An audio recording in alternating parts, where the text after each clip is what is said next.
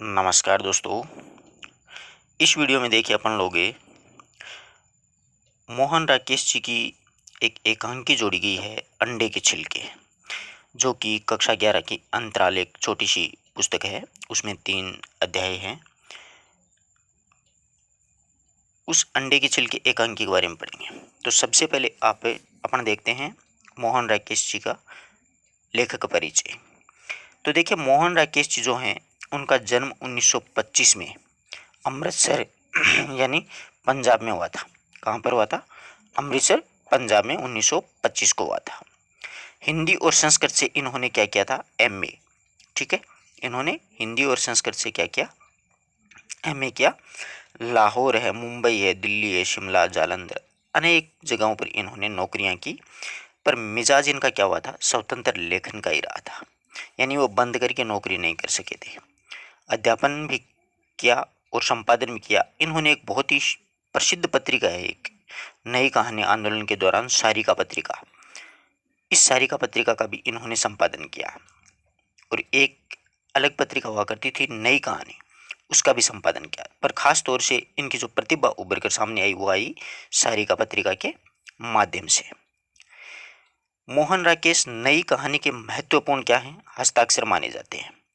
इसमें देखिए 3 लोग शामिल थे नई कहानी आंदोलन में, जैसे मोहन राकेश हैं, राजेंद्र यादव हैं और कमलेश्वर है। इन तीनों को नई कहानी आंदोलन की वृहद त्रयी में गिना जाता है, यानी ये अच्छे बड़े लेखक थे। इन्होंने नई कहानियां लिखी थी। इसमें वृहद त्रयी में इन्हीं तीनों का नाम आता है, राजेंद्र यादव, मोहन राकेश और कमलेश्वर। किंतु नाट्य लेखन के क्षेत्र में इनको क्या है कि बहुत ही विशेष सफलता मिली थी। वो यूं मिली मित्रों कि इन्होंने 3 नाटक लिखे, जैसे आषाढ़ का एक दिन, लहरों का राजहंस और आधे अधूरे। तो देखिए आषाढ़ का एक दिन जो नाटक है ना, उस आषाढ़ का एक दिन नाटक पर इनको संगीत नाटक अकादमी के द्वारा 1959 में पुरस्कार मिला था। और आषाढ़ का एक दिन जो नाटक है वो संस्कृत के महाकवि कालिदास के जीवन का अंत्य संघर्ष को आधार बना करके इन्होंने लिखा था। कालिदास के जीवन पर आधारित है ये आषाढ़ का एक दिन।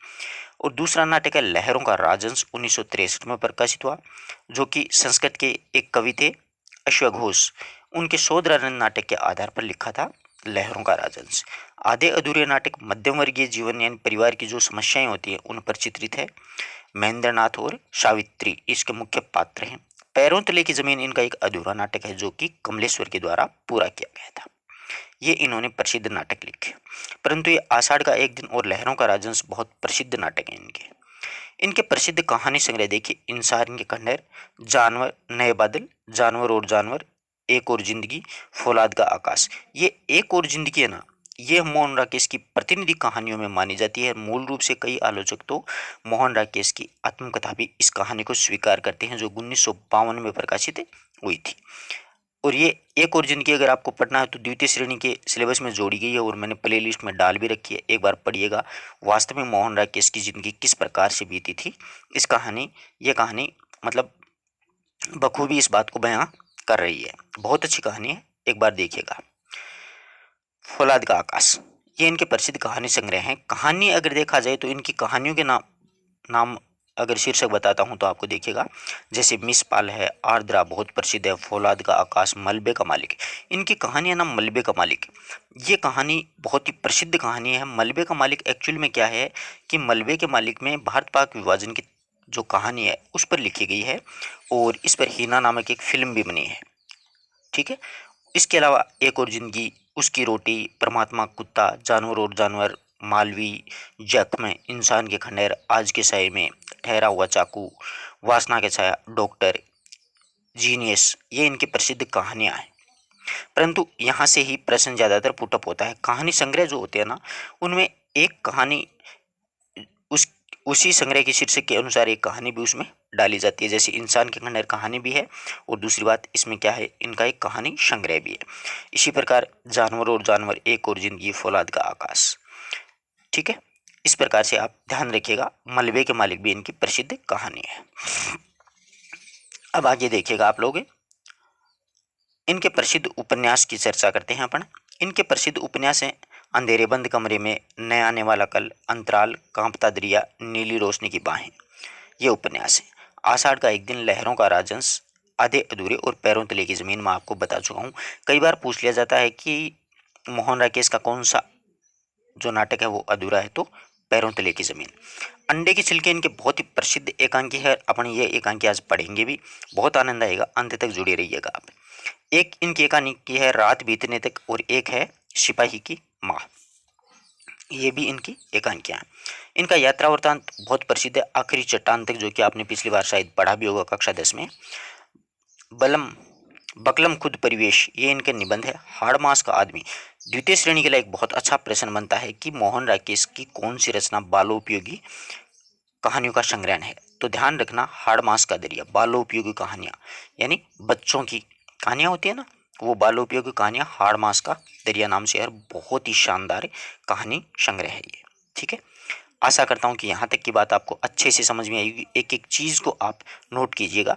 ये प्रयोगवादी और मतलब आधुनिक भावबोध के उपन्यासकार माने जाते हैं। नई कहानी आंदोलन से तो ये मुख्य रूप से जुड़े हुए थे।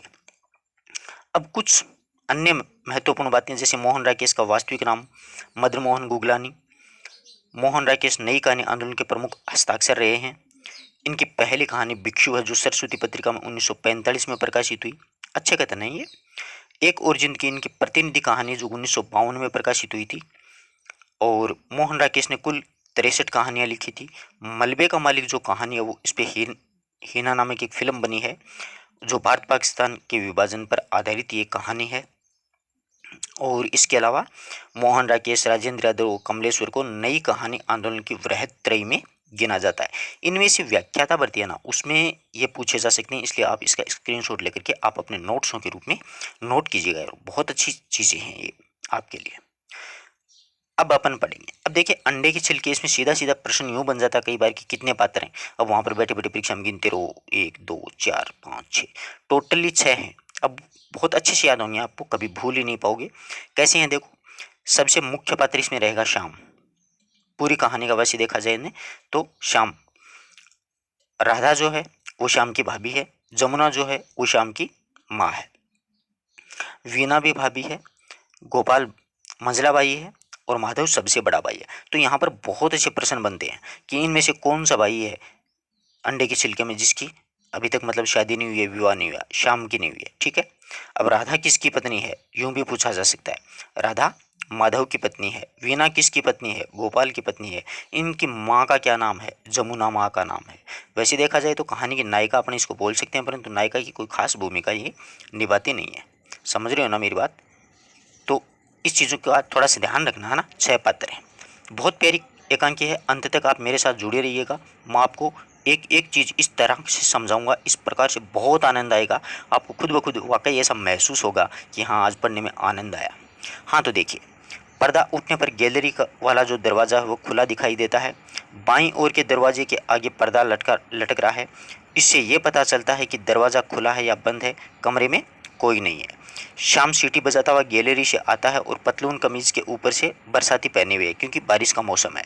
सिर भीगा हुआ है, बरसाती से पानी निचुड़ रहा है। अंदर आकर के इधर उधर नज़र दौड़ाता है वो। शाम शाम बोलता है, अरे कमरा खाली है न भैया, न भाभी है, यानी कमरा खाली है, न भैया है यहाँ पर, न भैया भाभी है। पुकार रहा है, भाभी भाभी, मतलब आवाज़ देता है। दूसरे कमरे से वीणा की आवाज़ आती है। ये जो वीणा जो है वो दूसरे कमरे में बैठी थी। वीणा, कौन है श्याम, क्या बात है। वो इसे श्याम कहता है, इधर आओ तो बताऊं क्या बात है। वीणा उधर से आती है। अब देखो क्या बातें होती हैं दोनों देवर भाभी में।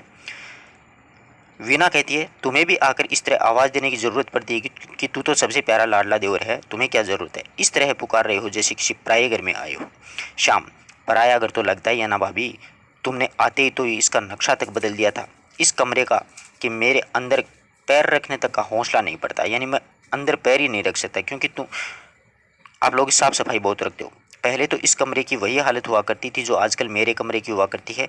जूते को छोड़ करके हर चीज़ चारपाई या फिर मेरी मेज़ पर मिलती थी। अब तो मुझे इस कमरे में सिर्फ वही एक कोना गोपाल भैया का नज़र आता है, जहाँ पर पतलूने और कोट एक दूसरे के ऊपर टंगे हुए हैं। बाकी कमरे की सरकार बदल गई है। भैया की टेबल भी क्या याद करती होगी कि किसके हाथ लगा है कि आजकल ऐसे चमक रही है जैसे नई नई पॉलिश की गई हो। कि इस प्रकार से आप इतनी साफ़ सफाई रखती हो तो अच्छा लगता, मतलब कमरा है उसका नक्शा ही बदल गया है। वीणा, खड़े गांव से आए हो क्या जो खड़े खड़े बातें कर रहे हो?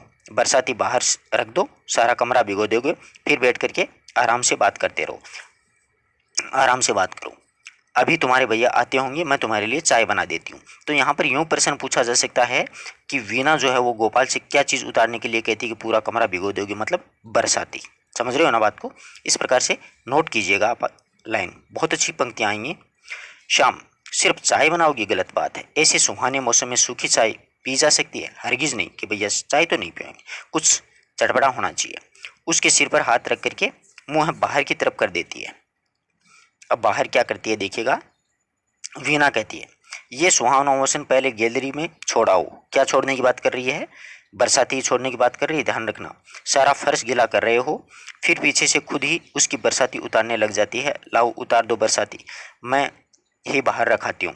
शाम उतारते उतारते जैसे कुछ उसे ध्यान में आ जाता है, फिर से वो बरसाती वापस पहन लेता है कि नहीं नहीं नहीं।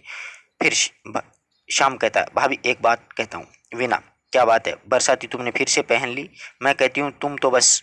अब शाम कहता है, भाभी बात तो सुन लो, मैं ये कहता हूँ कि बरसाती आकर एक ही बार उतार दूंगा। चाय के साथ खाने के लिए भाग करके कोई चीज़ ले आऊँ? सूखी चाय में मज़ा नहीं आएगा। इस वक्त पानी ज़रा थमा हुआ है, फिर ज़ोर से बरसने लग जाएगा, यानी मैं बाहर से कुछ चीज़ ले आता हूँ ताकि अपन आराम से बैठ करके खाते रहेंगे। वीणा, फिर वही खाने की बात। कोई ऐसा भी वक्त होता है जब तुम्हें खाने की बात नहीं सूझती है? अच्छा जाओ, मगर लाओगी क्या? श्याम कहता है, तुम जो कहो ले आऊँ। इस वक्त गरम गरम कचौरी और समोसे भी मिल जाएंगे। और क्या? यानी गरम गरम कचौरी समोसे ले आएंगे, चाय के साथ मज़े से खाएंगे। वीणा, और क्या? श्याम, और क्या कहो तो, यानी और क्या क्या लाऊं? कहो तो कोई और अच्छी चीज़ भी मिल सकती है। इन दोनों के मतलब मन किस पे है? वो अंडे लाने पर ही है। बिना बरसते पानी में जाओगे, अच्छी चीज़ ही लाओगे, समोसे कचौरी क्या खाओगे? श्याम कहता, ओ अच्छी चीज़ हो सकती है, मतलब क्या हो सकती है, क्या लेके आऊँ? बिना, जाओ 4-6 अंडे ले आओ, मैं तुम्हें अंडे का हलवा बना देती हूँ। यहाँ पर पूछा जा सकता है कि अंडे का क्या बनाया गया था? तो हलवा। अब श्याम कहता, शिव शिव शिव शिव शिव, किसी और चीज़ का नाम ले लो भाभी, इस घर में अंडे का नाम ले रही हो? जाओ जल्दी से जाकर के कुल्ला कर लो, तुम्हारा मुंह भ्रष्ट हो गया है। यानी सब सारे काम करते हैं बस एक दूसरे से छुपाए हुए, परंतु पता सभी को रहता है। बहुत ही मतलब चुलबुली कहानी है, बहुत प्यारी कहानी है, बहुत आनंद आता है कहानी पढ़ने में। मतलब एकांकी है वैसे, तो ध्यान रखना ये विधा पूछी जा सकती है परीक्षा में। वीना, क्या बात करती हो? दबे स्वर में बोलती है, ये रोज सुबह अंडे का नाश्ता ही तो करते हैं यहाँ पर। और तुम्हारे भाई साहब तो ये बिजली का स्टोव किस लिए ला करके रखा है? मांझी से तो कह रखा है कि सुबह बेड टी लाने में रसोई गैस से ला करके लाते हैं, तो यहाँ तक मतलब कमरे में आते आते ठंडी हो जाती है, इसीलिए ये 16 रुपये मैंने खर्च किए हैं। मांझी भी बोली हैं, झट मान जाती हैं। कोई उनसे पूछे कि स्टोव तो बेड टी के लिए है, मगर ये फ्राइंग पैन किसके लिए है? तो इसमें क्या दूध गर्म होता है? तो यहाँ पर पूछा जा सकता है कि कमरे में मतलब अंडे उबालने के लिए किस क्या लाया गया था? तो बिजली का स्टोव। कितने रुपए का लाया गया था? तो 16 रुपये का। इस प्रकार के प्रश्न पूछे जा सकते हैं। और कौन लेकर के आया था? ये गोपाल लेकर के आया था, ध्यान रखना इस बात का भी। आगे कहानी कॉन्सेप्ट क्लियर होगा। शाम, संयम संयम संयम कि भाभी मरवाओगी, जरा संयम से काम लो भाभी। 4 दिन जो अंडे खा लिए हैं वो छिलकों समेत वसूल हो जाएंगी। अम्मा के कान में अगर भनक भी पड़ गई तो सारा घर का गंगा स्नान करवा देगी। और तुम देख रही हो ना कि बादलों का दिन है, और किसी को कुछ हो हवा गया तो, यानी मतलब बरसात का दिन है, किसी को हो गया तो लफड़ा हो जाएगा, पता नहीं चलना चाहिए। वीना कहती है, भाई तुम लोगों की ये बात मेरी समझ में बिल्कुल नहीं आती यार। अगर खाना ही हो तो उसमें छिपाने की क्या बात है? सबके सामने खाओ ना। मांझी नहीं खाती, इसलिए रसोई घर के बजाय अपने यहाँ कमरे में बना लेते हैं। और अंडे में जीव थोड़ी होता है, वो तो दूध जैसा ही तो होता है अंडा। ऐसे मतलब वो चुलबुली बातें करते हैं दोनों देवर भाभी। शाम, हरी हरी हरी हरी हरी, ये क्या बक रही हो भाभी? आज इस बरसते पानी में तुम जान निकलवाओगी, तुमसे कोई कुछ नहीं कहेगा। अम्मा मेरे सिर हो जाएगी कि सब तेरी कहानी है। तुम खाओ बनाओ जो चाहे करो, मगर इस चीज़ का नाम मुंह में मत लो। लाओ पैसे निकालो, मैं तुम्हारी रिस्क के ऊपर कुछ ले आता हूँ। जी तो इनका खुद का भी करता है, मतलब शाम का। वो चाहता है कि मैं भी खाऊं। चोरी पकड़ी जाने पर मगर मेरा नाम लिया नहीं लिया जाएगा। मैं तो साफ मुकर जाऊंगा, और बेटी के साथ में फ्राइंग पैन का जो रिश्ता है अम्मा को अच्छी तरह समझा भी दूंगा। कितने लेके आऊँ, 4 लाऊँ कि 6 लाऊँ, एक आध मेरे कमरे में भी रखा होगा। अब यहाँ पर पकड़ा गया कि एक आध मेरे कमरे में भी पड़ा है, 4-6 अंडे ले आता हूँ। तो ये पूछा जा सकता है कितने अंडे लेकर के आया था, तो 6। वीना, अच्छा तो ये बात है, आप अपने कमरे में। अब श्याम बात काट करके कहता है, फिर वही कहता हूँ, भाभी नाम मत लो, अपने कमरे में न फ्राइंग पैन है न स्टोव है, कोई ऐसी चीज़ नहीं है जिससे कि साबित हो सके कि कच्चा लाते हैं और सीधी बात है कच्चा ही खाते हैं। कोई लुगाई उगाई तो हमारे है नहीं पका के देने वाली, सीधा ही खाता भाई साहब। इसीलिए सुबह दूध की तलब कमरे में ही होती है, रखने रखाने का इंतज़ाम पक्का है। मगर तुम कहो तो अम्मा के सामने भी ये बात जाहिर कर दें तो हरगिज़ नहीं, हमें अपनी अम्मा का प्यार भी पसंद है और अपनी खुराक भी पसंद है। ये श्याम कहता है कि हमें तो अम्मा भी पसंद है और खुराक भी पसंद है। वीना, बहुत अच्छी बात है, न अम्मा की रसोई के बर्तन रोज़ ब्रश करते हो, यह अच्छा प्यार है, यानी रसोई में जाकर के बर्तनों को ब्रश करते हो, ये बढ़िया प्यार है अम्मा के साथ। देख लेना कल से तुम्हारे दूध का गिलास अलग न रखवा दिया तो, कि कल से तुम्हारी दूध का गिलास अलग ही रखूंगी, तू भी क्या याद रखेगा लाडले देवर। श्याम बोलता है, अच्छी बात है, तुम हमारा दूध गिलास अलग रखा देना और हम इस फ्राइंग पैन को यहाँ से उठवा देंगे। वैसे चाहो तो अब भी समझौता हो सकता है, दोनों देवर भाभी में सेटिंग बड़ी शानदार होती है कि तुम जबान से खाने का नाम लो, शोर मचाने का नहीं, और मैं अभी जा करके आधी दर्जन और वह जो तुम कह रही हो लाई देते हूँ। कह रही हो किसके लिए कह रही है, अंडों के लिए। इस समझौते की खुशी में पैसे भी अपनी जेब से खर्च किए देता हूँ, मंजूर है। अच्छा बाबा, टाटा टाटा, अच्छा बाय बाय टाटा करके वो चला जाता है। अब देखो मैं गैलरी की तरफ चला। वीना, थोड़ी देर थोड़ी सी किशमिश भी ले आना। तो यहाँ पर पूछा जा सकता है कि अंडे के साथ में वीना ने क्या मंगवाया था, तो किशमिश मंगवाई थी। ऐसे छोटे छोटे प्रश्न देखना बड़े मतलब परीक्षा में बहुत परेशान करेंगे, तो इसलिए मैं आपको ये चीज़ें नोट करवा रहा हूँ, आप साथ साथ अंडरलाइन करते चलिएगा, फिर पढ़ने में बहुत आनंद आएगा आपको। एक बार वीडियो सुनोगे, एक बार कहानी पढ़ोगे तो मज़ा ही आ जाएगा। श्याम, ओके टाटा, तुम इस चीज़ तुम इस बीच में चाय का पानी रख दो, आते ही एक प्याली पीऊंगा, बस ठंड का मौसम है, एक मस्त सी चाय की प्याली पीऊंगा। चला जाता है। वीना खूंटी की तरह जा करके वहाँ पर टंगे हुए कपड़ों को उतारने में तहाने लग जाती है, यानी उनको सुधारने लगती है। वीना, मैं भी इस घर में आकर के बस यहाँ की सी हुई जा रही हूँ, 2 दिन से ये कपड़े प्रेस नहीं किए हैं, साहब के कपड़ों का ढेर तो कभी ठीक होता ही नहीं है। मैं टाइयों और कपड़ों पर अब कुर्सियों के पीछे नहीं टांग देती, इसलिए हर चीज़ खूंटी पर ही मुझे मिलती है। कपड़े उतारते हुए उसके हाथ में एक मोजे का जोड़ा नीचे आ गिरता है, मोजा आता है। लो, ये पुराना मोजा भी खूंटी पर लटकाने की चीज़ है। अब यहाँ पर मोजों में क्या है, अंडों के छिलके हैं, ध्यान रखना। कपड़े संदूक पर रख करके मोजा उठा लेती है। मोजा कुछ भारी है लगता है, इसलिए उसे हाथ में मल करके देखती है कि भैया ये मोजा इतना भारी कैसे हुआ। उसको ऐसे मल मल करके थोड़ा सा उठा करके देखती है, और अंदर देखती है तो वो छिलके थे, छिलके खत्म हो गए। तो क्या बात है, मतलब ये बात है, कल और परसों के छिलके साहब ने मोजे में भर करके लटका रखे हैं, और इनकी ये कैसी आदत है ये मेरी समझ में नहीं आती। छिलके नाली में डाल दिए जाएं तो गंदगी दूर हो जाए, मगर नहीं, हफ्ता भर छिलके इकट्ठे होंगे, फिर डब्बे में भर करके बाहर ले जाएंगे, जैसे किसी को सौगात यानी गिफ्ट देने के लिए जा रहे हैं। तो बेचारी ठीक ही कहती है। यहाँ पर प्रश्न बनता है कि मोजे में क्या था, तो अंडों के छिलके। मोजा कोने में डाल देती है, बेचारी परेशान हो जाती है। अच्छा, शाम के आने तक चाय का पानी तो रख दूं। केतली उठा करके बाईं ओर दरवाजे की तरफ जाती है। पर्दा उठाने पर दरवाज़ा बंद मिलता है, किवाड़ खटखटाती है। अब यहाँ पर वो अपनी जेठानी के पास में जाएगी। राधा दीदी, ये राधा जी है, वो माधव की पत्नी है। राधा जी इतनी देर से दरवाज़ा बंद करके क्यों, इतनी जल्दी ही क्यों पड़ गई, जरा खोलना, मुझे अंदर नल से पानी लेना है। कुछ क्षणों के बाद में दरवाजे की कुंडी खुलती है। वीना, क्या बात है जीजी, अभी संध्या भी नहीं है और तुम दरवाज़ा बंद करके पड़ गई हो। मैंने सोचा कि कहीं जेठ जी आ गए होंगे, कि भाई दोनों मियाँ बीवी पता नहीं क्या कर रहे होंगे। राधा दरवाजे से निकल करके ऐसे अंगड़ाई लेती है जैसे सचमुच में वो बिस्तर से उठी है, जबकि ये रियलिटी में क्या कर रही है, एक चंद्रकांता उपन्यास पढ़ रही है। आगे पढ़ेंगे तो बहुत मजा आएगा। राधा, आज दोपहर से ही शरीर कुछ टूटा हुआ सा लग रहा था, मैंने कहा कि थोड़ा देर लेट लूं, फिर उठ करके रोटी वोटी का धंधा करना है, क्योंकि औरतों को तो यही काम होता है ना घर में। वीना, यह लेटने का वक्त थोड़ी है बीबी, बैठो, चाय बना रही हूँ और अभी सब लोग चाय पियेंगे, ये भी दफ्तर से आने वाले होंगे। बैठो, मैं इधर से पानी लेकर के आती हूँ। अंदर चली जाती है। राधा अनमनी सी खड़ी हो जाती है। क्षण भर के बाद में अंदर से वीना के हंसने का स्वर सुनाई देता है। राधा, चौंक करके उधर देखती है। वीणा हंसती है अंदर जा करके। अब राधा को आश्चर्य हुआ कि यार ये हंस क्यों रही है, प्रॉब्लम क्या हुई। राधा, क्या बात है वीणा, अपने आप ही हंस रही हो। वीणा एक हाथ में पानी की केतली, दूसरे हाथ में एक किताब लिए हुए हंसती हुई उधर से आती है, और ये किताब है ना वो चंद्रकांता है। वीणा कहती है, हंसने की बात नहीं है जीजी, ये तुम्हारी चंद्रकांता, ये उपन्यास है बाबू देवकीनंदन खत्री का। राधा झपट करके किताब उसके हाथ से छीनना चाहती है, मगर वीणा उसे झांसा देकर के उसके पास से निकल जाती है। केतली मेज पर रख करके वह किताब को छिपा लेती है। राधा पास आकर के किताब उसे छीनने का प्रयत्न, ऐसे मतलब दोनों छीना झपटी का मतलब एक चुलबुली हरकत करते हैं दोनों देवरानी जेठानी।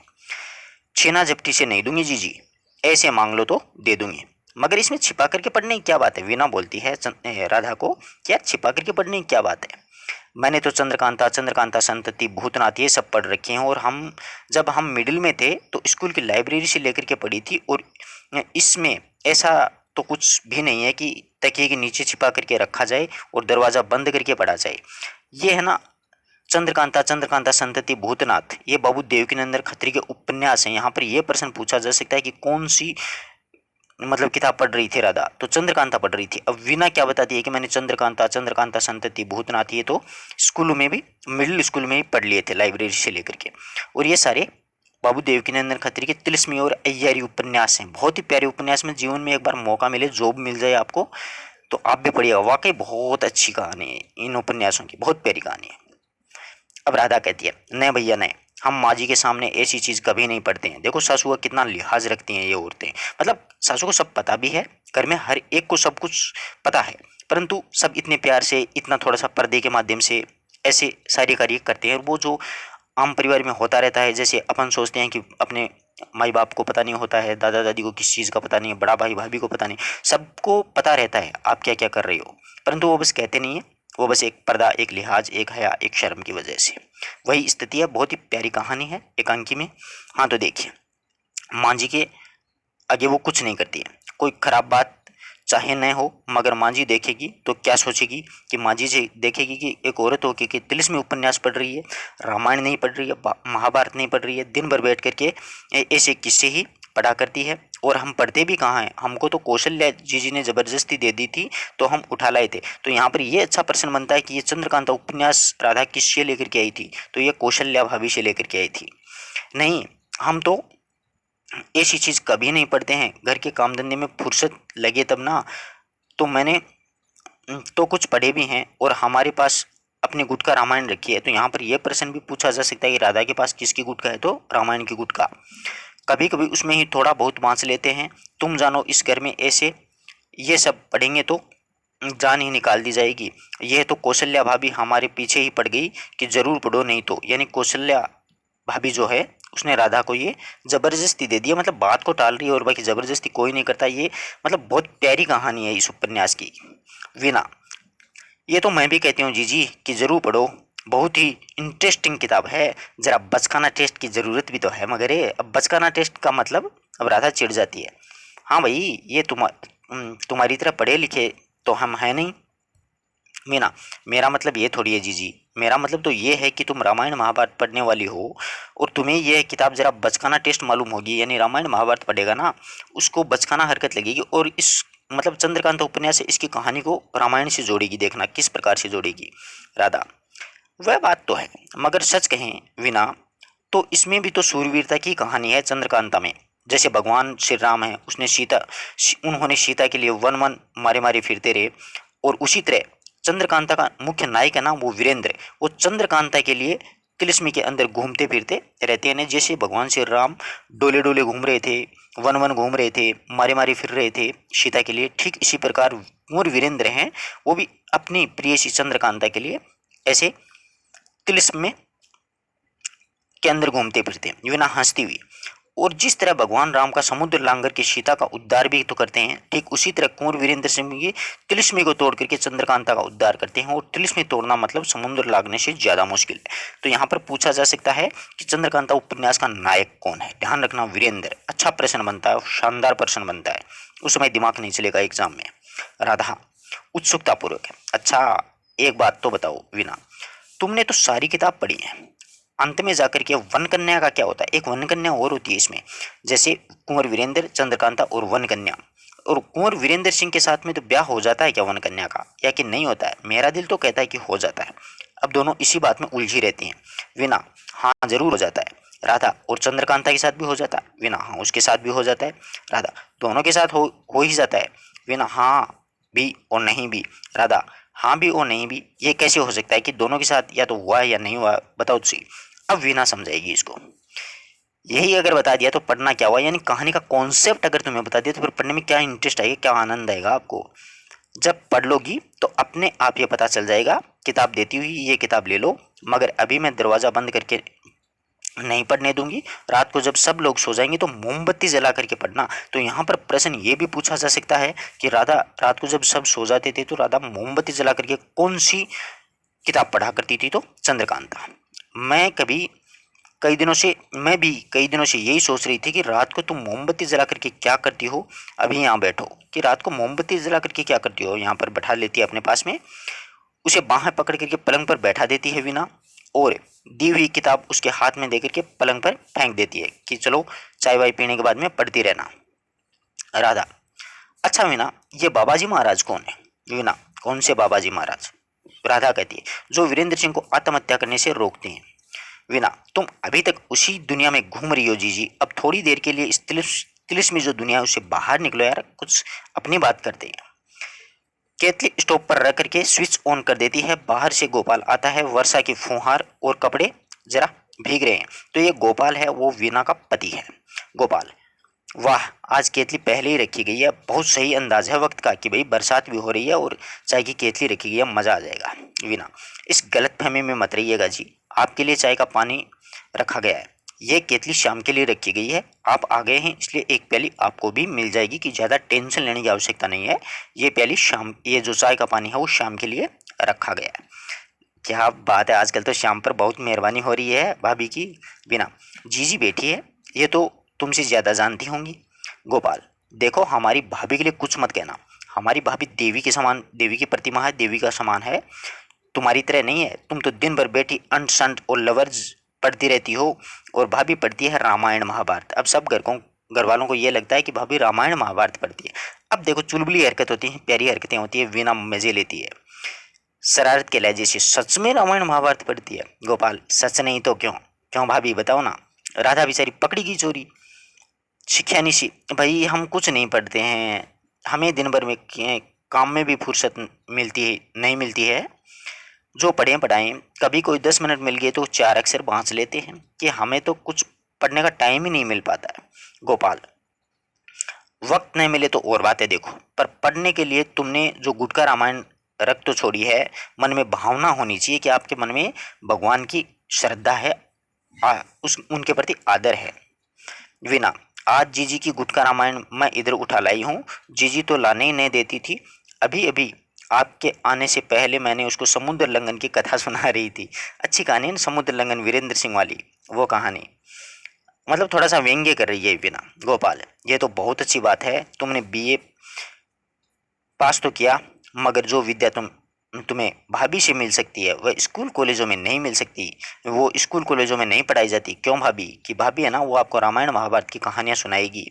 राधा, भैया हम किसी को क्या पढ़ाएंगे, हम तो आप ही अनपढ़ हैं, हम तो वीणा के पास इसलिए आ बैठते हैं कि दो चार अच्छे अक्षर इससे सीख जाएं। वो भी मज़े लेने लग गई। गोपाल, तुम और इससे सीखोगी, यह उल्टी रीत कहाँ से चल सकती है भाभी? दस्तूर यही है कि बड़ा बड़े की जगह और छोटा छोटे की जगह। जेब से सिगरेट की डिब्बी निकालता हुआ, इजाज़त हो तो ज़रा ये सिगरेट सुलगा लूँ। अब ये छिप करके सिगरेट कौन पीता है? गोपाल पीता है, सब घर वालों से, जबकि पता रहता है सबको। बहुत देर से नहीं पी है सिगरेट, सुलगाता है, यानी बारिश का दिन है और तबीयत मान रही है, यानी जो नशा करता है ना वो ठंड के का जो मौसम होता है उसमें कुछ ज़्यादा कुलबुलाने लगता है अंदर से कलेजा। तो वीणा, आप तो कहते हैं ना कि आप घर के किसी के सामने सिगरेट नहीं पीते हैं। गोपाल, बस सिर्फ भाभी के सामने ही पी लेता हूँ यार, वह भी इसलिए कि भाभी ने एक बार गैलरी में छिप करके पीते हुए देख लिया था। जब चोरी पकड़ी ली गई तो हमने इकबाल कर लिया कि उसके बाद से भाभी की इतनी मेहरबानी तो हम पर रही है कि जब जब ज़रूरत पड़ती है मुझे सिगरेट पीने की तो उनके कमरे में छिप करके पी लेते हैं। आज 5 वर्ष हो गए, मगर मजाल है कि भाभी के अलावा किसी को पता चला कि भैया 5 साल हो गए सिगरेट पीते, परंतु भाभी के अलावा हमने किसी को पता नहीं चलने दी। वीना: हाँ हाँ, क्यों पता होगा, बीबी ने जेठ जी को तो बताया थोड़ी होगा कि बीबी ने जेठ जी को भी नहीं बताया। राधा: हमसे कोई कसम उठा ले भैया जो हमने बतायो। हमारी ये आदत नहीं है कि इधर की बात उधर की बात करते लगाते फिरें। जब एक बार हमने कह दिया कि किसी को नहीं कहेंगे तो किसी को नहीं कहेंगे। दिल में रखने की बात है तो हम दिल में ही रखेंगे कि भाई अंडा बट्टी नहीं करेंगे इधर की बात उधर को। गोपाल: और क्या, दिल में रखने की बात दिल में ही रखनी चाहिए। पानी खोल गया कि नहीं खोल गया कि चाय का। वीना: बस अभी हुआ जाता है, उतनी देर में श्याम आ जाता है। श्याम बरसाती को जेबों में हाथ डाले हुए बाहर से आता है। श्याम: लो भाभी लो, अब तुम जानो तुम्हारा काम जाने। राधा को देख करके श्याम है वो असमंजस्य में पड़ गया बेचारा कि अब अंडे निकालूं कि नहीं निकालूं। अरे बड़ी भाभी भी यहाँ पर ही है। तब तो गला साफ करते हुए चुप हो जाता है। वीना: यह अपनी बरसाती तो बाहर उतार दो, और अभी तक इसमें पानी टपक रहा है, यानी बरसाती उसमें से पानी निकल रहा है। श्याम: एक ये बात तो ठीक है, चलो भाभी मगर। वीना: मगर क्या? श्याम: मगर यह भी भाभी वह जो तुमने कहा था वह। वीना बोली कि लाए कि नहीं लाए। श्याम: लाया तो जरूर, मगर मगर मतलब हकलाने लग जाता है। वीना: मगर जीजी का डर लगता है। यही नहीं, डरने की कोई बात नहीं है, जीजी किसी को नहीं कहेंगी, लाओ निकालो। जीजी अंडे के लिए किसी को नहीं कहेगी, तुम अंडे निकालो यार, टेंशन मत लो ज़्यादा। श्याम जरा खंकार करके: और अगर सब बाद में। वीना: नहीं, बाद में कुछ नहीं होता है, लाओ निकालो निकालो। गोपाल: क्या चीज़ है इसके लिए इतनी हिल हुज्जत हो रही है? गोपाल को भी पता नहीं है ना, बाहर से आया। वीना: कुछ नहीं, आधा दर्जन अंडे मंगवाए हैं, वह कह रहा था कि सूखी चाय नहीं पीऊंगा, मैंने कहा अंडे का हलवा बनवा देती हूँ, अंडे ले आओ। गोपाल: अंडे का हलवा? ये तुम्हें क्या सूझी है? मैंने तुम्हें कितनी बार समझा दिया है कि तुम, फिर भी तुम मतलब ये अंडे वंडे का प्रोग्राम करती हो। वीना श्याम से: तुम क्यों काट से वहाँ खड़े हो कि यार, वहाँ पर काट के घोड़े की तरह वहाँ पर क्यों खड़ा है? अंडे मुझे दे दो और बरसाती उतार करके बाहर रख दो। गोपाल से: आपको जब दीदी ने को सिगरेट का छिपाव नहीं है तो अंडे का छिपाव रखने की क्या जरूरत है? श्याम से: लाओ श्याम, मुझे अंडे दे दो, बस सीधी सी बात है। श्याम वो अक्षण भर की हिचकिचाहट के बाद में दोनों जेबों से हाथ निकाल करके उनके एक एक हाथ से 3 3 अंडे, वीना अंडे उससे ले लेती है और वह बरसाती उतार करके गैलरी में छोड़ आता है। तो कितने अंडे लेकर के आया? आधा दर्जन, मतलब 6 अंडे। अब होता आता है गोपाल अव्यवस्थित सा: देखो वीना, मैंने तुमसे कहा है कि घर में जब यह चीज़ ठीक नहीं है, आदमी बाहर जा कर के खा ले वह और बात है, मगर घर में अब सब कहते हैं कि घर में अम्मा को अंडे पसंद नहीं है तो अपन कोई भी लोग हैं वो अंडे नहीं खाएंगे। वीना कहती है घर में घर के आदमी देख लेंगे, इतनी सी तो बात है ना, जो जीजी से तो किसी बात का पर्दा नहीं है, ये आज नहीं देखती तो किसी और दिन देख लेती, जब रोज सवेरे। गोपाल: अल क्या बक रही हो, कुछ होश की दवा करो, मम अम्मा को सुन जाएगा। राधा: सच पूछो गोपाल। इनकी भाभी है राधा कहती है तो हमें इस चीज़ का पहले से ही पता था। ये कहती है कि हमें पता था। श्याम मुस्कुराता है। गोपाल है वो बेकस सा आराम खुशी पर पड़ जाता है। गोपाल: किस चीज़ का पता है भाभी? राधा: इस चीज़ का कि रोज सवेरे चाय के साथ में तुम्हारे कमरे में क्या बनता है। तलने की आवाज़ तो छोड़ो, तुम जानो खुशबू भी तो इधर से आती है, कि खुशबू आती है ना वो तले हुए अंडों की, उससे पता चल जाता है। गोपाल: किस चीज़ की खुशबू आती है? राधा: जो चीज़ बनती है उसी की खुशबू आती है, और किस चीज़ की आएगी? वीना: लीजिए और पूछिए जीजी से, खुशबू से वह भी पहचान लेती होंगी, और कि किसी दिन आमलेट बनता है और किस दिन यहाँ पर अंडे फ्राई होती है, कि आमलेट कब बनता है और अंडे फ्राई कब होती है, सब जानती है जीजी। राधा: जरूर जान लेते हैं, आज सवेरे तुम्हारे घर में मतलब कमरे में आमलेट बनाए थे कि नहीं बनाए थे? वीना: जीजी, जब तुम खुशबू से पहचानती हो तब तो जरूर मतलब तुम भी 2 4 प्लेट चम्मच तो ले ही लेती हो आमलेट की। राधा बात को काट देती है: नहीं नहीं नहीं नहीं, हमने कभी नहीं खाई, चाहे हमें किसी की कसम दिला लो, खुशबू तो तुम जानो हर चीज़ की अलग होती है ना। खाया नहीं है तो क्या हुआ कि खुशबू से पहचान लेती हूँ भैया, खाया नहीं तो क्या बड़ी बात है। श्याम: सूंघा भी नहीं है, बड़ी भाभी तुम्हारी नाक बहुत तेज है। वीना इस बीच अंडे एक कप में तोड़ने लग जाती है और छिलके मेज पर रखती जाती है। राधा, बड़ी भाभी की नाक की नहीं, आंखें भी बहुत तेज हैं देवर जी। गोपाल राधा से, देखो भाभी, अब तुम्हें सब मालूम है ही, मगर भैया को नहीं बताना, उनका स्वभाव तुम भी जानती हो। माफ कर देते हैं भैया तो बड़ी बड़ी बातों को ही माफ कर देते हैं, अगर नाराज हो गए तो छोटी छोटी बातों पर इतने नाराज हो जाते हैं कि लेने के देने पड़ जाते हैं। राधा, वे नाराज होते हैं तो किसी बात पर भी नाराज होते हैं, मगर तुम कहते हो कि उन्हें नहीं बताऊं, तो मैं नहीं बताऊंगी, मगर यह बात ठीक नहीं है कि सब दरवाजे खुले हैं और तुम यहाँ पर अंडे बना रहे हो। कोई बाहर से आ गया तो तुम्हारा मेरा कहना नहीं कहना सब बेकार हो जाएगा, यानी बराबरी हो जाएगा, कोई मतलब नहीं है, आप कमरा बंद कर लो। केतली में पानी खोलने लगता है, वीणा अंडे फेंकती है। गोपाल, यह बात तुम ठीक कह रही हो भाभी, मैंने कितनी ही बार इससे कहा है कि कुछ बनाना ही है तो सब दरवाजे बंद कर लिया करो। शाम बाहर का दरवाजा बंद करके आ जा कमीने, वरना तो लफड़ा हो जाएगा। वीना, शाम पहले जरा से केतली स्टोव से उतार करके उधर रख दो और मुझे घी का डब्बा पकड़ा दो, मैं झट से हलवा बना दूंगी, बनने में तो कोई 1-2 मिनट ही तो लगेंगी, अंडा ऐसा ही तो होता है। शाम उस तरफ चला जाता है और उसका काम करने में लग जाता है, मतलब वीना के साथ में। अलमारी से प्लेटें निकाल लो। राधा जी थोड़ा सा हलवा तो तुम भी लोगी ना।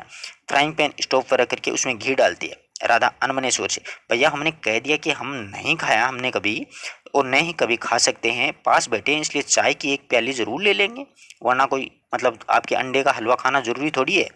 वीना अंडे का घोल चीनी मिला करके फ्राइंग पैन में डाल देती है और जल्दी जल्दी हिलाने लगती है। शाम प्लेटें निकाल कर लाता है। वीना वीना बोलती है, तुमसे कहा था ना कि किसमिस ले आना, लाए हो किसमिस? ओ सॉरी भूल गया, भाभी कहो तो अब जाकर। वीना, अब रहने दो, तुम मुझसे ये नहीं कहना कि हलवा अच्छा नहीं बना है, बगैर किसमिस के अंडे का हलवा मतलब अच्छा नहीं लगता है। दूर से जमुना देवी, अब मतलब इस श्याम की मम्मी, गोपाल की, माधव की मम्मी और इनकी सास आ जाती है। जमुना, वीना, ओ वीना, गोपाल अभी आया कि नहीं? अपने मतलब छोटी मंजली बहू को आवाज देती है। ये गोपाल मंजला बेटा है ना। श्याम छोटा ही छोटा है, माधव बड़ा ही बड़ा है, गोपाल मंझला है। दबे स्वर में श्याम, तुमसे कहा था दरवाजा बंद कर दो और तुम, यानी शाम को कहता है कि यार दरवाजा बंद नहीं किया, अम्मा आ गई, अभी कर देता हूँ। जल्दी से जाकर दरवाजे किवाड़ मिला देता है और वहीं खड़ा भी हो जाता है। राधा, माँ जी आ रही है, अब जल्दी से कुछ इंतजाम करो। राधा कहती है, माँ जी आ रही है, कोई इंतजाम कर लो। गोपाल, हाँ जल्दी जल्दी इंतजाम करो, कुछ छिलके हैं ये हलवा। जल्दी से वीणा का जम्पर उठा करके छिलकों पर डाल देता है और चीनी की एक प्लेट लेकर के फ्राइंग पैन में से उसको ढक देता है। जमुना वीणा वीणा की आवाज देती है। दरवाजे के पास आकर के दरवाजे को धकेल कर खोलती है और शाम कंधे हिला करके पास से हट जाता है। जमुना, क्या बात है, इस तरह दरवाजा बंद क्यों कर रखा है? शाम तो दरवाजे के आगे ऐसे खड़ा है जैसे अंदर किसी और को रोक के रखा हो। क्या बात है, सब लोग इस तरह चुपचाप क्यों हो गए? कि यानी किस बात का डर है, बताओ तो सही। गोपाल, कुछ नहीं है माँ, तुम आओ, दरवाजा खुला ही है, शाम तो ऐसे ही वहां पर खड़ा है, आओ बैठो। अब बेचारा करीबी का, आज 2 घंटे से कमरे की छत चू रही है। मैंने कितनी बार तुम लोगों से कहा है कि लिपाई का काम करवा दो, नहीं तो बरसात में बड़ी तकलीफ होगी, मगर मेरी बात तो तुम सब लोग सुनी अनसुनी कर देते हो। कुछ भी कहूँ बस हाँ माँ कल करा देंगे, हाँ कह करके टाल देते हो।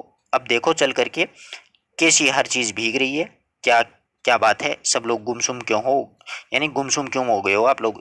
वीना, तुम इस तरह से चम्मच लिए क्यों खड़ी हो? और गोपाल तू वहां पर क्या कर रहा है कोने में? कि गोपाल तू कोने में क्यों खड़ा है, क्या लफड़ा क्या है तुम लोगों का? गोपाल, कुछ नहीं माँ, वह जो यहाँ पर नाम है उसका, वह वीना का हाथ जरा जल गया था ना, तो उसके लिए मरहम ढूंढ रहा हूँ। अब बेचारे के गलती से कुछ बात मुंह से निकल गई कि जल गया। जो मेरा हाथ जल गया, कैसे जल गया देखूं तो सही। यानी घर की बड़ी औरत है, सासू माँ है, इसलिए वो तो टेंशन तो लेंगी। पास आकर के वीना के दोनों हाथ पकड़ लेती है वीना, नहीं माँ जी, ऐसा कुछ भी नहीं है, ये तो बस यूं ही चिंता करने लग जाते हैं, बस जरा सा ही तो था, हाथ मल दिया ठीक हो जाएगा। गोपाल, हाँ वैसे तो बिल्कुल ठीक हो जाएगा, मगर मैंने कहा कि मरहम मिल जाए तो फिर लगा दूं, कभी वक्त का पता नहीं चलता है और बाद में तकलीफ बढ़ जाएगी, यानी बाद में लफड़ा हो जाएगा, तकलीफ बढ़ जाएगी, इसी चक्कर में कहते हैं कि prevention is better than cure, यानी मतलब ये है कि बाद में इलाज करने के बजाय पहले एहतियात बरतना ज़्यादा अच्छा है, इसलिए मैंने सोचा कि एहतियात के तौर पर थोड़ी मरहम मल दूं। जमुना, मगर इसका हाथ जला कैसे इस वक्त? वे ऐसा क्या काम कर रही थी कि इसका हाथ कैसे जल गया, ये क्या काम कर रही थी? गोपाल, कुछ नहीं कुछ नहीं, कर कुछ नहीं रही थी। श्याम ने कहा है कि जरा चाय बना दो, तो उसके लिए चाय बना रही थी। यूं ही चाय बनाने के से हाथ जलना नहीं चाहिए, मगर बाज वक्त होता है, जलना था सो जल गया। वैसे कोई चिंता की बात नहीं है, मैं अभी मरहम लगा देता हूँ, और मरहम नहीं भी मिलता है तो कोई बात नहीं है, अपने आप वो ठीक हो जाएगा। बिल्कुल मामूली सी है, कोई ज़्यादा बड़ी बात नहीं है। यही समझो कि जला ही नहीं, और अब तो महसूस भी नहीं होता है। क्यों मीना? अब वो गोपाल कहता है कि अब तो इसको महसूस भी नहीं होता है। आगे देखिएगा मीना। जी हाँ, बिल्कुल महसूस नहीं होता है गोपाल। और क्या, महसूस होने की कोई बात नहीं है। तुम नाहक फिक्र कर रही हो अम्मा, फिक्र करने की कोई बात नहीं है। तुम खुद देख रही हो ना, हाथ बिल्कुल ठीक हो गया है कि भैया, हाथ अब बिल्कुल ठीक हो गया है, टेंशन लेने की जरूरत नहीं है। जमुना, मैं पहले ही कह रही थी ना कि यह मरदूम बिजली का जो चूल्हा घर में न लाओ, मगर माँ की बात किसी के कान में नहीं जाती है। और नहीं, ये मरदूम हाथ नहीं जलाएगा तो करंट मारेगा, करंट नहीं मारेगा तो हाथ जलाएगा। हमारे ज़माने में भी किसी ने ऐसी चीज़ों का नाम भी नहीं सुना था। और इसके ऊपर क्या रखा है कि इस पे चूल्हे के ऊपर आप लोगों ने क्या रख रखा है? वो जमुना है, वो उनसे पूछती है। गोपाल है वो, ये स्टोव के ऊपर है। ये अम्मा फ्राइंग पैन है, फ्राइंग पैन मतलब तलने की, वह क्या क्या कहते हैं वह? जमुना, तलने की क्या? क्या बहू यहाँ पर अलग से तुम्हें कोई तल तल करके नई नई चीज़ें खिलाती है? लगता है कि इसमें कोई चीज़ बनाकर रखी है। बूढ़ी अम्मा को शक हो गया। सॉरी। अब वो क्या करती है, पास जाती है उसके। मैं भी तो देखूं कि नई बहू है, वो क्या क्या बना करके मेरे बेटे को खिला रही है। फ्राइंग पैन से प्लेट उठाने लगती है कि गोपाल पास में जाकर के बीच में रोक देती है कि अम्मा ये क्या कर रही हो? नहीं नहीं नहीं नहीं नहीं अम्मा, इसे हाथ मत लगाना, हाथ मत लगाना। तुम ही तो कह रही थी ना कि ये हाथ नहीं जलाएगा तो करंट मारेगा, और करंट नहीं मारेगा तो हाथ जलाएगा। ऐसी मरदूम चीज़ का कुछ पता नहीं होता है अम्मा। मैं तो पछता रहा हूँ कि क्यों इसे घर में लेकर के आया। ये वापस ले ले तो अभी ले जा करके वापस दे दूं, मुझे थोड़ी पता था इस वजह से मतलब मेरी बीवी का हाथ जल जाएगा। श्याम इसी बीच चारपाई से चंद्रकांता उठा करके उनके पन्ने उल्टने लगता है। एक बार राधा की ओर देख करके थोड़ा खंखारता है। राधा गंभीर मुद्रा में बैठी है। अब राधा भी बेचारी फंस गई कि सबको पता चलेगा। जमुना, मगर ये तो बुझा हुआ है, बुझा हुआ भी करंट मारता है क्या? गोपाल, हाँ माँ, कभी कभी ये बुझा हुआ भी करंट मार देता है, इसका क्या भरोसा? कोई भरोसा थोड़ी ही है। ऐसी चीज़ से दूर ही रहा जाए तो अच्छा है, और कहीं तुम्हारा भी तो हाथ जल वल गया तो मुसीबत होगी। जमुना, अच्छा, नहीं हाथ लगाती, मगर बता तो सही कि इस पर छोटी बहू तेरे लिए क्या क्या बनाती है, यानी तुम्हारे लिए क्या क्या बनता है? इस वक्त भी तो कुछ बना रखा है ना तुम लोगों ने। गोपाल, कुछ नहीं अम्मा, इसमें तो कुछ खास नहीं है। श्याम जरा कह रहा था तो उसके लिए। श्याम चौंक करके जैसे सफाई देता हुआ, भैया मैंने कहा कहा, वह तो खुद भाभी का ख्याल था। क्यों भाभी? अब मतलब अचक बचक हो गई सबकी स्थिति। चौंक चौंक गए, भौचक्के क्यों हो गए। वीना, हाँ हाँ, कब कहती हूँ मैंने नहीं कहा था? ठीक है, मैंने कहा था तुमसे। राधा सहसा उठ करके पास जाती है। अब राधा बात को संभाल लेगी। राधा, वीना ने भी नहीं कहा, बल्कि हमने कहा था। गोपाल जैसे आसमान से गिर करके, भाभी? राधा, हाँ हाँ ठीक बात है, हमी ने वीना से जोर देकर के कहा था कि पुलटिस बना करके शाम को बांध दो। अब यहाँ पर ये पुलटिस होता है ना, वो कहीं पर चोट लग जाती है, उसके लिए बांधने का मतलब कि एक औषधि है। तो ये याद रखना, ये पुलटिस शब्द पक्का आएगा परीक्षा में कि ये पुलटिस किसके बांधने के लिए तैयार हो रहा था, तो शाम के लिए। और इससे उसके तन बदन में इसको इसकी तन बदन की होश तो रहती नहीं है। क्रिकेट खेलने में कहीं टकने पर गेंद लग गई थी, 2 दिन से कह रहा था कि चलने में जोर पड़ता है, तो ठंड का दिन हमने उसे कह दिया कि आज ठंड का दिन है, कहीं दर्द बढ़ गया तो बैठ कर 2 दिन बढ़ बढ़ गया तो बैठ कर के 2 दिन हम ही से मालिश करवाते रहोगे। वीना ने पुलटिस बना दिया है, अभी बांध दे दें तो रात तक वो ठीक हो जाएगा, कि पुलटिस बांध देते हैं। गोपाल कृतज्ञता के भाव से राधा की तरफ देखता है। गोपाल, हाँ यही तो मैं कह रहा था, ये लड़का अपनी सेहत का जरा भी ख्याल नहीं रखता है। बाद में जब ज़्यादा बिगाड़ हो जाता है तो मुसीबत घर वालों को ही होती है। शाम को आंखों से इशारा करके जब पुलटिस बंधवा करके चुपके से लेटे रहना, समझे कि पुलटिस बांधूंगा मैं तुम्हारी, चुपचाप घर में ही रहना, आज मतलब क्रिकेट खेलने नहीं जाना है। जमुना, लाओ मैं ही पुलटिस बांध देती हूँ, कोई पुराना कपड़ा उपड़ा तो दे दो, कहीं कोई नई धोती ना फाड़ देना। ये देखो नए कपड़ों को का क्या हाल कर रखा है, ये रेशमी जम्पर मेज पर क्यों डाल रखी है। ये मेज साफ करने के लिए मेज से जम्पर उठाना चाहती है, मगर गोपाल बीच में आकर के रोक देता है कि अम्मा ये क्या कर रही हो। गोपाल, रहने दो अम्मा रहने दो, क्या गजब करती हो, ये काम तुम्हारे करने के थोड़ी होते हैं, तुम कर रही हो। मेला कपड़ा है, खूंटी से मेज पर गिर गया होगा और अभी वीणा उठा करके रख देगी कि इसको मत उठा लेना वरना तो छिलके सबके सामने आ जाएंगे। जमुना, ये मेला कपड़ा और यहाँ इतनी दूर खूंटी से कूद करके यहाँ पर मेज पर आ गए, तुम लोगों के लक्षण जरा कुछ समझ में नहीं आ रहे हैं। कह रही क्या लफड़ा कर रहे हो आप लोग, नया जंपर है, अभी 2 दिन भी नहीं पहना होगा इसको 2 बार भी, और इस तरह यहाँ गिरा रखा है, हटो। तुम लोग घर उजाड़ने पर तुले हुए हो, तो मुझे तो घर की चिंता है, इतने कपड़े इधर उधर बिखरे पड़े हैं, इसमें टिड्डियां लग जाएंगी कि ये कपड़े इस प्रकार से क्यों फेंक रखे हैं चारों तरफ। फिर जंपर उठाने लगती है, मगर गोपाल कंधे से पकड़ करके पलंग पर बैठा देता है अपनी माँ को। गोपाल, अम्मा नहीं लगेंगी टिड्डियां, तुम तो खाम खा चिंता करती हो, यहाँ पलंग पर बैठो और थोड़ी देर आराम करो, बैठो। ये इस तरह वह अपनी माँ के दोनों कंधों को पकड़ करके पलंग पर बैठा देता है। अब जमुना, हाँ हाँ बैठकर आराम करूं और मेरी जगह काम कोई दूसरा करेगा, घर में करने को कितने काम पड़े हैं, मैं पुलटिस मान दूं तो जाऊं, दूसरों की मुसीबत कर देता है, और आप लोग किताबें पढ़ता रहता है, और आप किताबें पढ़ता रहता है, ला मुझे दे ये किताब, यहाँ आकर लेट जा और मैं तुम्हारी पुलटिस बांध दूं। शाम उठ करके हाथ में किताब ले लेता, ये कौन सी किताब है। शाम, ये किताब अम्मा ये तो मेरे कोर्स की, मतलब मेरे कोर्स की किताब नहीं, ये शायद ये भाभी की किताब है। अब किताब गला पड़ा हो गया क्योंकि चंद्रकांता थी वो। वीणा, ये जीजी की गुटका रामायण है मां जी, जीजी पढ़ती पढ़ती यहाँ ले आई थी। अब वही वीणा बात संभाल लेती है। वीणा, हाँ हाँ हाँ हाँ भाभी की रामायण, रामायण गुटका ही तो है ये, मैं कह ही रहा था कि लगती तो रामायण गुटका जैसी है। जमुना, मगर गुटका रामायण तो बहुत छोटी होती है ना, ये तो इतनी बड़ी किताब है कि गुटका तो छोटी सी होती है, ये तो मोटी सारा ग्रंथ है।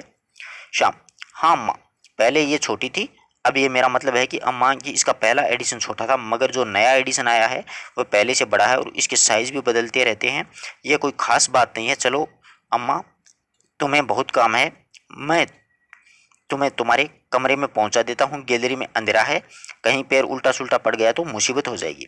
वो चलने को तैयार हो जाता है, यानी अपनी अम्मा को लेकर के।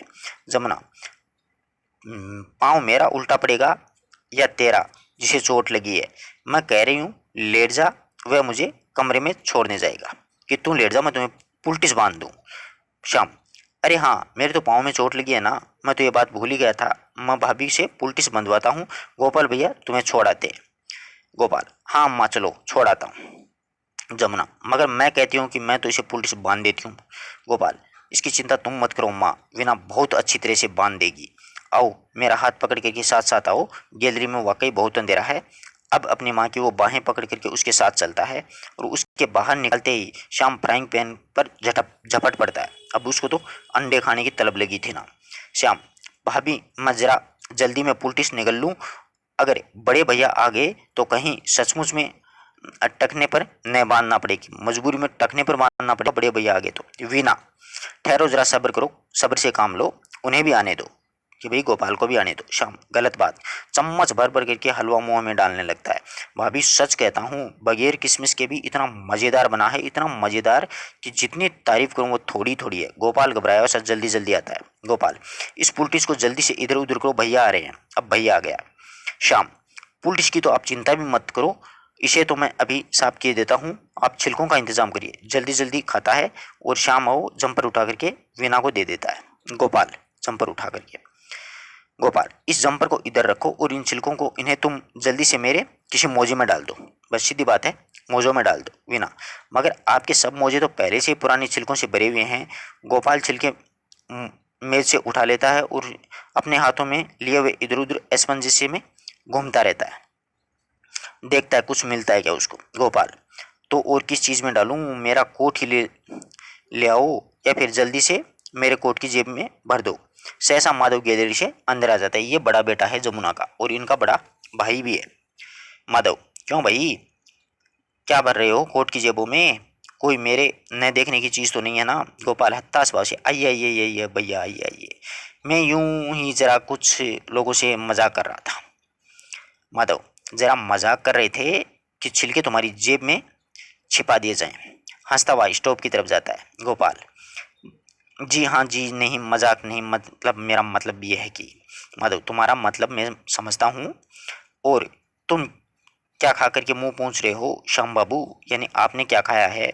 श्याम, मैं माँ भैया, ये है मेरे लिए भाभी ने पुलटिस बनाई है, कि भाभी ने पुलटिस बना के दी है। माधव, पुलटिस बनाई है और तुम पुलटिस गले से नीचे उतार रहे हो हंस करके खूब।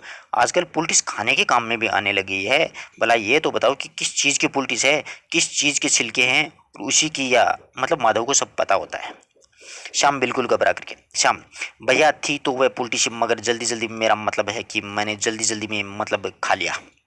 माधव, मतलब तूने जल्दी जल्दी में सोचा कि इसे खा डाला जाए, फिर हंस करके, बहुत अच्छा किया, बनी हुई चीज़ का कोई तो इस्तेमाल होना ही चाहिए ना।